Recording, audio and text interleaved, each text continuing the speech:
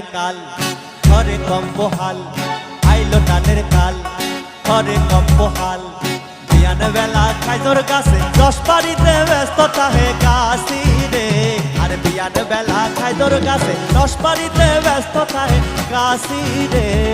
সেই রসেতে পিঠে পাই ওই যে মজার খাইজোর গুড় খাবার সালি চলে আসো আমাকার বাড়ি ফরিদপুর সেই রসেতে পিঠে পাই ওই যে মজার খাইজোর গুড় খাবার সালি চলে আসো আমাকার বাড়ি ফরিদপুর।